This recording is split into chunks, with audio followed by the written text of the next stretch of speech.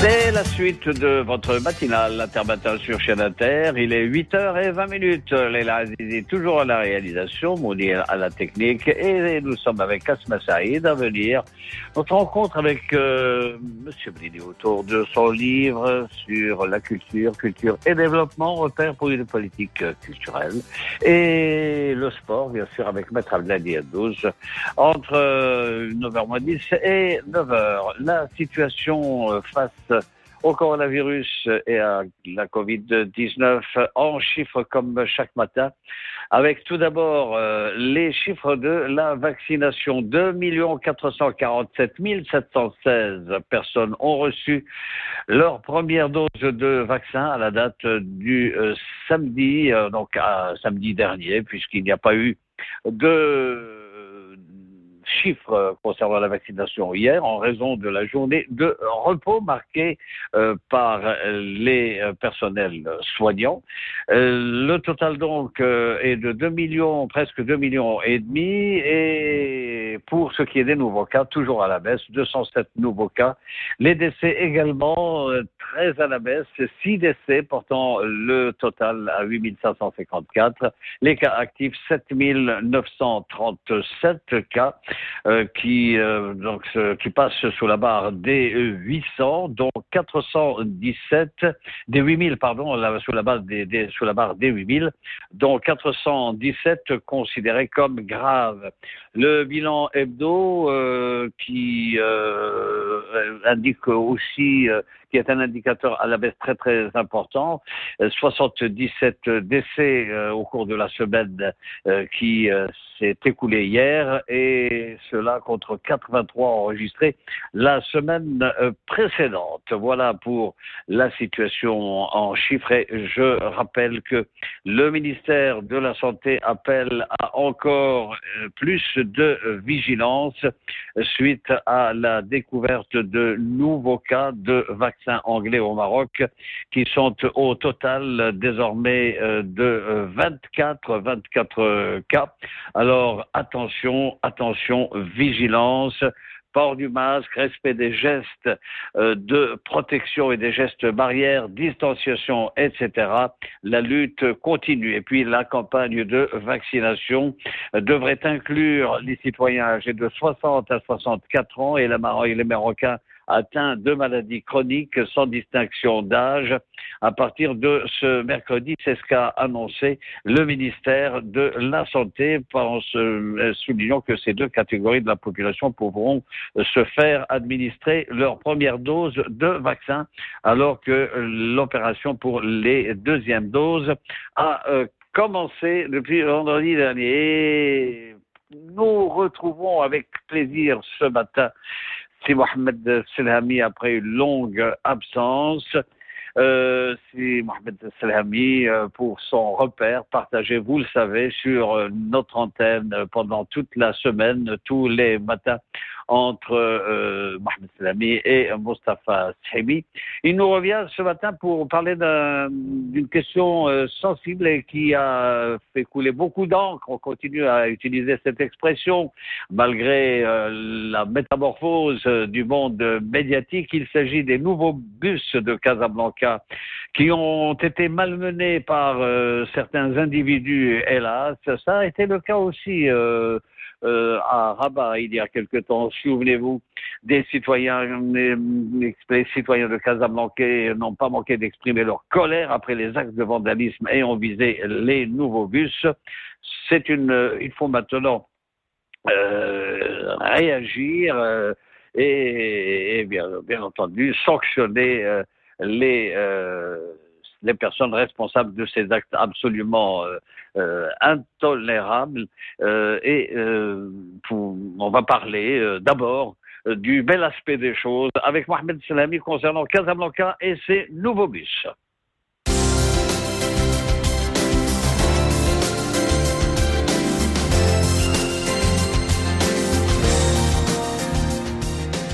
Les artères de Casablanca se sont égayées depuis mi-février par des bus flambant neufs aux standards internationaux qui sont venus remplacer les anciens engins rouges mis temporairement en circulation en 2020.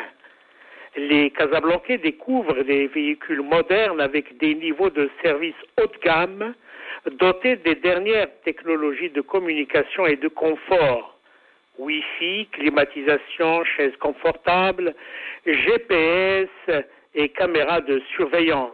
Ils sont également dotés, et c'est une première, d'outils qui facilitent l'accessibilité aux personnes à mobilité réduite, des services auxquels les habitants de Casablanca n'ont jamais eu droit avec les vieux taxis-brousses qui ont nourri les souffrances des Casablancais pendant de longues années. Aujourd'hui, disparu de la circulation, l'ancien maternel n'est désormais qu'un lointain souvenir à mettre au passif d'une gouvernance communale défaillante. Au total, 700 bus de la marque Scania, Irizar et Mercedes, fabriqués localement pour un budget d'un montant d'1,5 milliard de dirhams environ, sillonnent d'une manière progressive les artères de la métropole économique pour le plus grand bonheur des Casablancais. 450 bus sont déjà opérationnels depuis la mi-février. Les nouveaux bus s'insèrent dans un système de transport intermodal et interopérable visant la complémentarité avec les autres moyens de transport, dont tout particulièrement le tramway. D'aucuns estiment que la mise à niveau de ce service permettra assurément de dynamiser l'activité économique qui a subi un énorme ralentissement suite à la crise de la Covid-19. Fabriqués selon les normes internationales les plus rigoureuses en matière de sécurité, les nouveaux bus sont déclinés en 2 versions. Une version de 12 mètres de long avec une capacité de 70 personnes debout, 29 assistés et 4 personnes à mobilité réduite, et une seconde version de 18 mètres de long avec une capacité de 139 debout, 32 assises et 4 personnes à mobilité réduite. Côté politique tarifaire, les prix demeurent relativement inchangés par rapport à l'ancienne offre. Selon les responsables d'Alsa, la société espagnole qui exploite le transport par bus à Casablanca, le prix au niveau du réseau urbain est fixé à 5 dirhams. Il est relevé à 6 dirhams pour les lignes interurbaines sur 30 km et 8 dirhams pour les lignes interurbaines au-delà de 30 km. Mais quid du comportement civique d'une partie des Casablancais, en particulier les jeunes adolescents qui ont d'ores et déjà saccagé plusieurs bus. Au lendemain de leur démarrage officiel, la police annonce l'arrestation de 3 mineurs pour acte de vandalisme. Les autorités policières semblent en effet animées par une grande volonté de lutter contre ces comportements inciviques et sanctionner leurs auteurs à de lourdes peines. Mais toujours est-il que les Casablancais retrouvent un moyen de transport urbain de bonne facture, digne des plus grandes métropoles européennes. Il va falloir désormais le protéger et l'entretenir pour maintenir ce service dans la durée.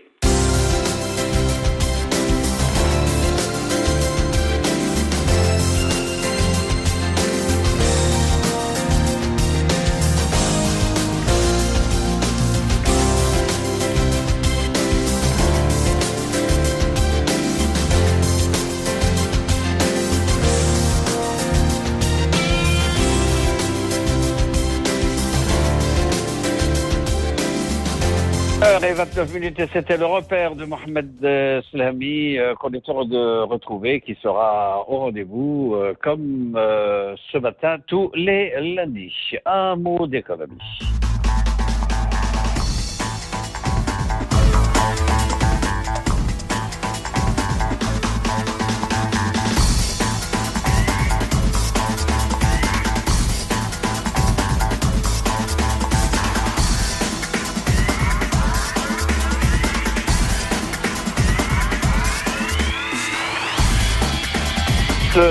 Juste pour rappeler cette curiosité dans le monde agricole avec 6 nouvelles variétés d'arganiers L'arganier qui est tellement symbolique du Maroc dans ce secteur et qui est une exception, une des nombreuses exceptions marocaines d'ailleurs.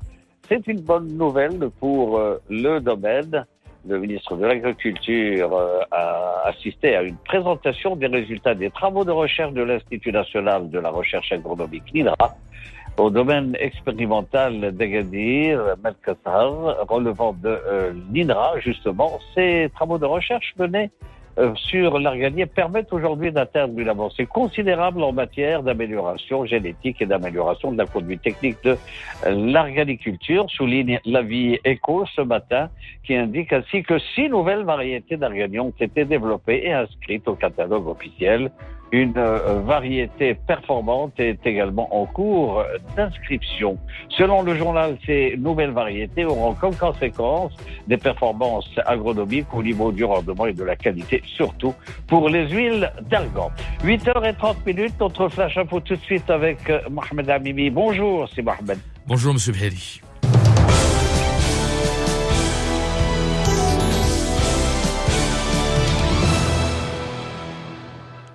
Bonjour à toutes et à tous. Parallèlement à la vaccination des catégories ciblées actuellement, c'est-à-dire les personnes priorisées, la campagne nationale de vaccination sera élargie à partir de mercredi prochain à la tranche d'âge entre 60 et 64 ans et aux personnes atteintes des maladies chroniques.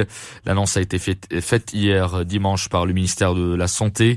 À cet effet, le ministère de la Santé invite à nouveau tous les citoyens appartenant aux catégories ciblées à poursuivre leur adhésion à ce chantier national d'envergure en vue d'atteindre l'immunité collective. Il insiste aussi sur la nécessité de continuer à se conformer aux mesures de prévention avant, pendant et après l'opération de vaccination anti-Covid-19. La campagne de vaccination toujours en cours. Jusqu'à présent, pas moins de 2 500 000 personnes ont été vaccinées contre le coronavirus. Cela fait 3 semaines que l'opération nationale de vaccination a commencé.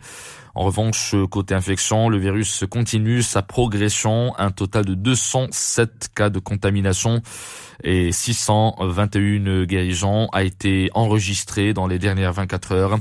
Le nombre total des décès est passé à 8 554 avec 6 nouveaux cas recensés, toujours durant la même période, ce qui nous fait un taux de létalité de 1,8%. Dans le monde, le sombre cap des 500 000 morts du Covid-19 sera bientôt franchi aux États-Unis, avec une moyenne de 1,7 million d'injections quotidiennes qui devrait encore augmenter dans les semaines à venir. Les États-Unis ont pour objectif d'atteindre 600 millions de doses, de quoi vacciner l'ensemble de la population disponible d'ici fin juillet. Au total, plus de 60 millions de personnes ont pour le moment reçu l'un des 2 vaccins autorisés aux États-Unis, Pfizer-BioNTech et de Moderna, dont 18 millions qui ont eu les 2 injections requises. Des hommes armés ont ouvert le feu sur le cortège du ministre libyen de l'Intérieur Fathi Bashaga dans la capitale Tripoli. C'était hier dimanche, mais le ministre s'en est sorti vivant selon une source proche du ministre.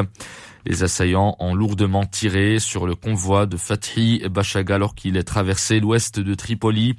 Après avoir visité la compagnie pétrolière, la National Oil Corporation et le siège des forces de l'ordre du ministère. La garde rapprochée du ministre a riposté. Un des assaillants a été tué. Les 2 autres ont été arrêtés. Direction le Nigeria. 7 personnes qui étaient à bord d'un avion militaire ont été tuées dimanche dans le crash de leur aéronef près d'Abuja, la capitale. L'appareil qui devait se rendre à Mina, la capitale de l'État du Niger, s'est écrasé alors qu'il rentrait vers l'aéroport d'Abuja après avoir constaté une défaillance moteur. C'est ce qu'a confirmé le porte-parole de l'armée de l'air dans un communiqué. Néanmoins, une enquête a été ouverte pour déterminer les circonstances de l'accident selon la même source. Voilà pour l'essentiel de l'actualité. Vous êtes sur chaîne Inter, 8h passées de 34 minutes. Le retour de l'information, ça sera exactement à 9h.